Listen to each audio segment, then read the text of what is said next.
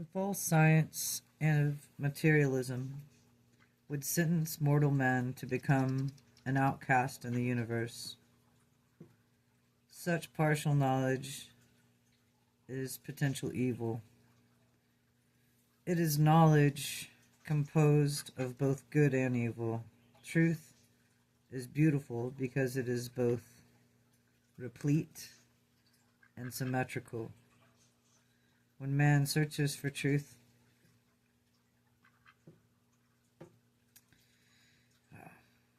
he purposes the divinely real. Philosophers commit their gravest error when they were misled into a falsality of obstruction. The practice of focusing attention upon one aspect of reality and then of pronouncing such an isolated aspect to be the whole truth. The wise philosopher will always look for the creative design which is behind the pre-existent to all universe phenomena. The creator thought invariably precedes creative action. These intellectual self-consciousness can discover the beauty of truth, its spiritual quality, not only by the philosophical consistency of its concepts, but more certainly and assuredly by the unerring response of the ever-present spirit of truth. Happiness ensues from the recognition of truth, because it can be acted out, it can be lived. Disappointment and sorrow attained upon error not being a reality, it can be realized in experience. Divine truth is best known by its spiritual flavor. The eternal quest for the unification of divine coherence, the far-flung physical universe coherence in the Isle of Paradise, and the intellectual universe coherence in the God of the mind. The conjoint actor, this spiritual universe, is coherent in the personality of the eternal Son, but the isolated mortal of space and time coheres in God the Father through the direct relationship between the indwelling thought adjuster and the universal Father's adjuster is a fragment of God and everlasting seeks the divine unification. It coheres with and in the paradise deity of the first source and center. The discernment of the supreme beauty is the discovery of interrogation of reality. The discernment of the divine goodness is an eternal truth. That is an ultimate beauty. Even the charm of human art consists in harmony of its unity. The great mistake of the Hebrew religion, when its failure to associate the goodness of God with the factual truths of science and appealing beauty of art.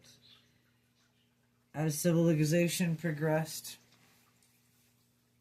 and since religion continued to pursue the same unwise course of overemphasizing the goodness of God to the relative exclusion of truth and neglect of beauty, therefore developed an increasingly tendency for certain types of men to turn away from the abstract disassociated from concept of isolated goodness.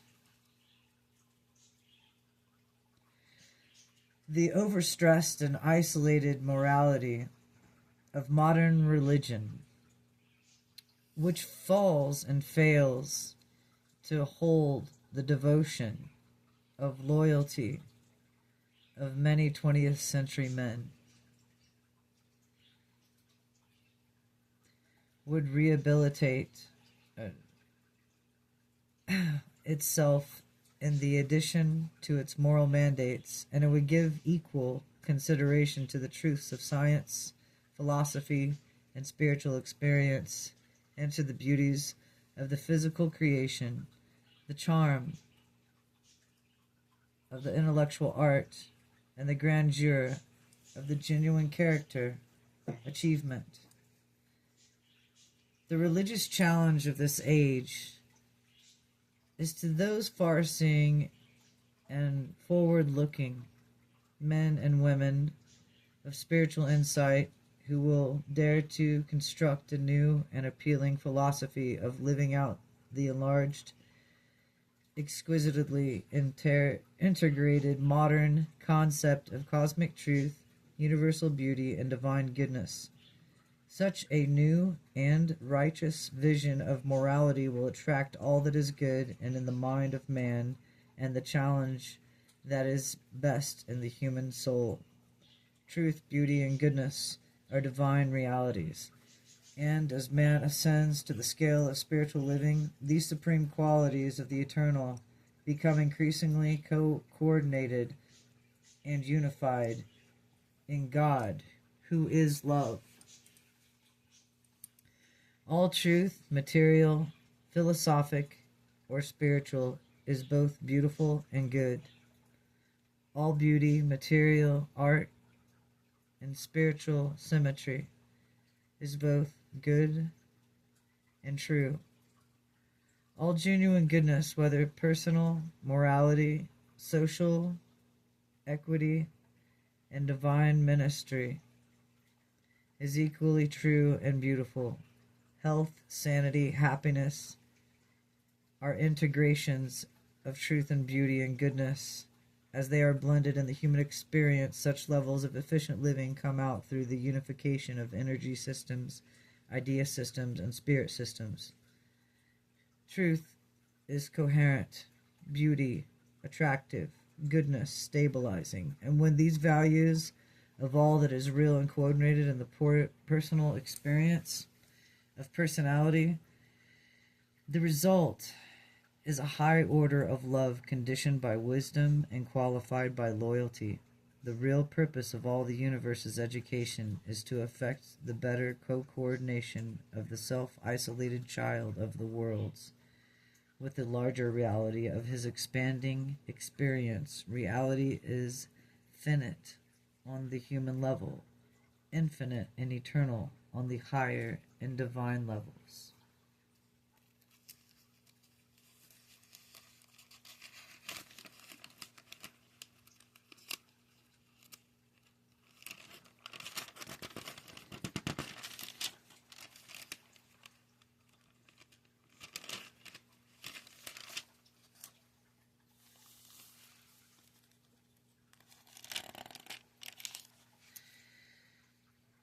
The attributes of God. God is everywhere. God is present. The Universal Father rules in circles of eternity.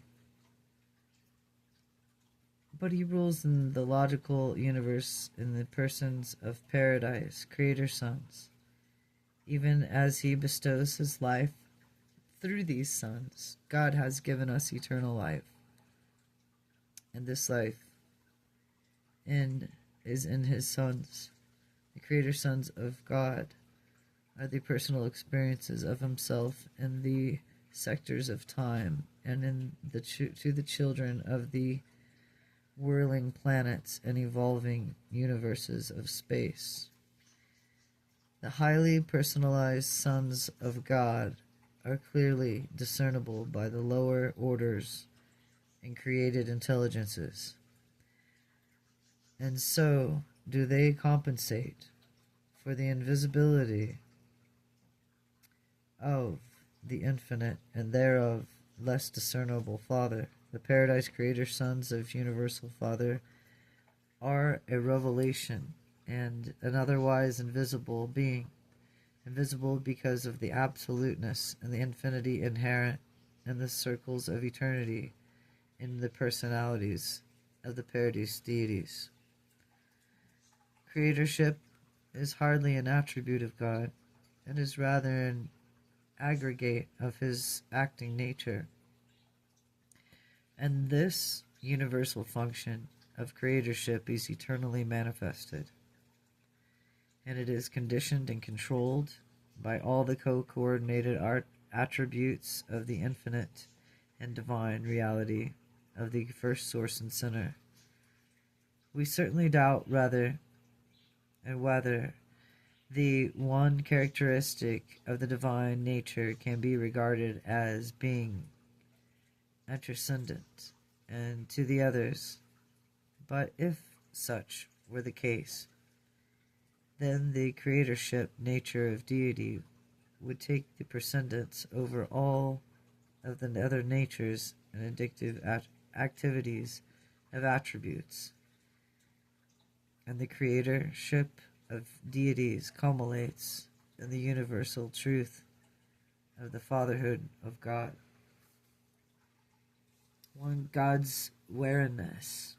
The ability of the universal Father is to be everywhere and ever present at once, all at the same time, constitutes omnipresence.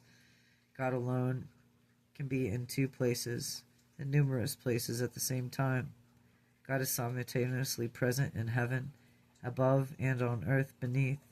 As the psalmist explains, "Whether shall I go from your spirit, or whether I shall flee from your presence? I am God, at hand as well as far off. Says the Lord, I do not fill heaven and earth." The universal Father is all present at the same time, in all parts and in all hearts of his far-flung universe creation. He is the fullness of him who fills all and in all, and who he works in all. And further concepts of the concept of personalities is such that the heaven universe and heaven of heavens, universes of universes, cannot contain him. It is literally true that God is all and all is God, and God in all.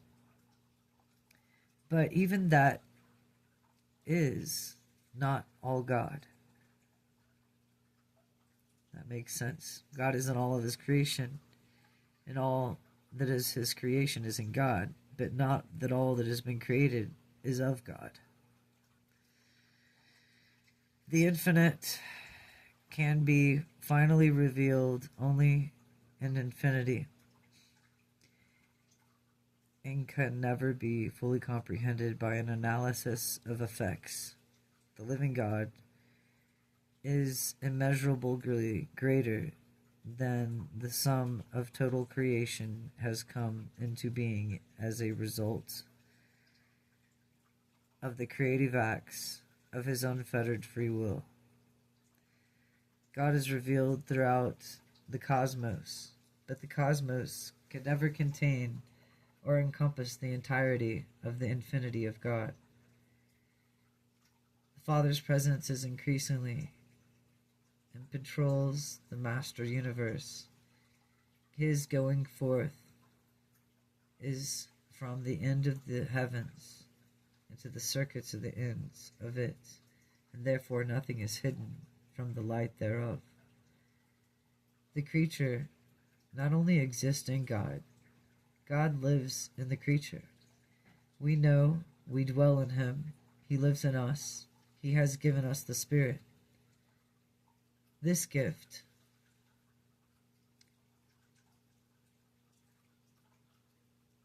from the Paradise Father is man's inseparable companion. He is the ever-present and all-pervading God. The Spirit of everlasting Father is concealed in every mind of every mortal man and child. Man goes forth, searching for a friend, while that very friend lives in his own heart. The true Father is not far off. He is a part of us. His Spirit speaks from within us of love and goodness. The Father lives in the child. God is with us always. He is guiding the Spirit of eternal destiny.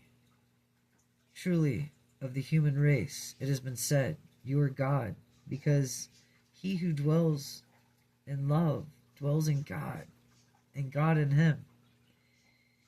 If even in wrongdoing you torment the indwelling gift of God, for the thought adjuster needs go through the consequence of evil thinking with the human mind of its incarceration. So in other words, when you do evil, you're incarcerating yourself in your own mind. The omnipresence of God is the reality, but I'd rather concentrate on the good part of that he lives within us and he grows and he is love and we are him and one with him, rather. The omnipresence of God is in the reality of the part of his infinite nature. Space constitutes no barrier to deity. God is in perfection and without limitation, discernibly present only on paradise and in the central universe. He is not this observantly present in the creations encircling Havana, for God has limited his direct actual presence in recognition of the sovereignty and the divine prerogatives of the co-coordinate creators and the rulers of the universes of time and space. Hence must, in the concept of divine presence, allow for a wide range of both mode and channel manifestation, embracing the present circuits of the eternal Son and the infinite Spirit in the Isle of Paradise. It is not always possible to distinguish between the presence of the universal Father and the actions of his eternally co-coordinated agencies so perfectly to do the fulfillment of the will and the infinite requirements of unchanging purpose. But not so many with the personality circuit and the adjusters here. God acts uniquely, directly, and exclusively. The universal controller is potentially present in the gravity circuits of the Isle of Paradise, and above all the parts of the universe at all times, and in the same degree in accordance with the mass response to the physical demands of his presence, because of the inherent nature of all creation, which causes all things to adhere and consist in him. Likewise, in the first source center potentially present in the unqualified absolute reciprocity of the uncreated universes of the eternal future God, thus must pervade the physical universes of the past, present, and future. He is the primordial foundation of the coherence of the so-called material creation. This non-spiritual deity potentially becomes actual here and there throughout the levels of the physical existences by the inexplicable intrusion of some of his exclusive agencies upon the stage of the universe of action. The mind presence of God is correlated with the absolute mind of the conjoint actor, the infinite spirit, but in this finite creations, it is better discerned that everywhere functioning of the cosmos mind of the paradise master spirits, just as the first source and center is potentially present in the mind circuits of the conjoint actor, so he is potentially present in the tensions of the universal absolute, but mind of Havana and the human order is a bestowal of the daughters of the conjoint actor and the divine ministries of the evolving universes. I had to look at that twice because it doesn't say sons. It just says bestowal of the daughters. So that was interesting to hear, being a female. Divine daughters of the conjoint actor and the divine ministries of the evolving universes. Everybody plays their part that way. Central and super universes continued. 46. Everywhere, every present spirit of the Universal Father is co-coordinated with the functional and function spirit presence of the Eternal Son and everlasting divine potential of the Deity Absolute. But neither the spiritual activity of the Eternal Son of Paradise nor the mind of the bestowals of the Infinite Spirit seem to exclude the direct action of the thought adjusters and the indwelling fragments of God in the hearts of all his creatures' children. Concerning God's presence in a planet system, constellation, or universe, degree is such as any creational unit is a measure of degree of evolving presence of the Supreme Being.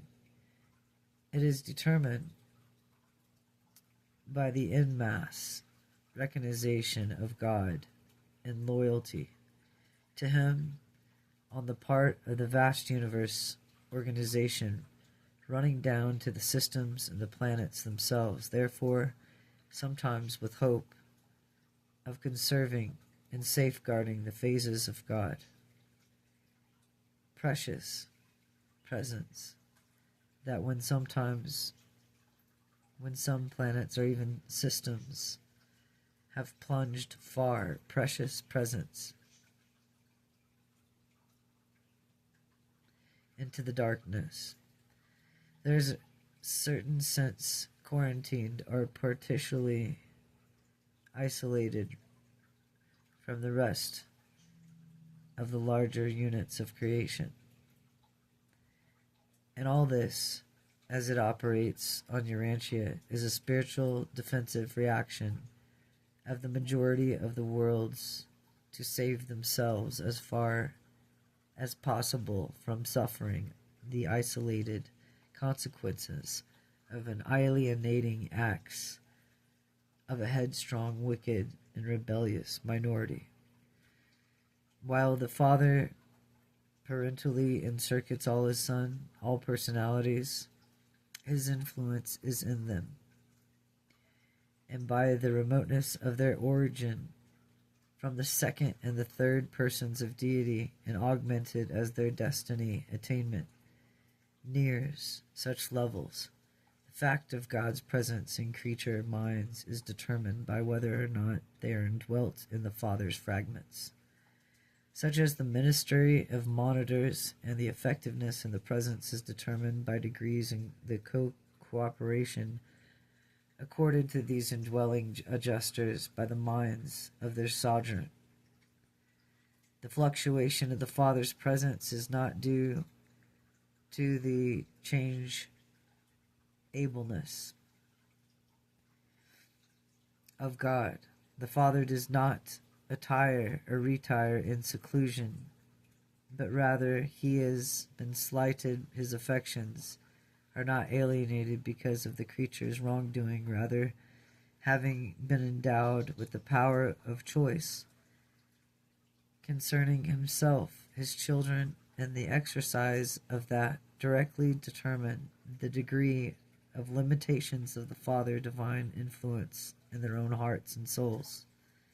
The Father has freely bestowed himself upon us without limit and without favor. He is no respecter of persons, planets, systems, or universes. In the sectors of time, he confers differential honor only in the paradise personalities of God, of the sevenfold co-coordinate creators of the finite universes.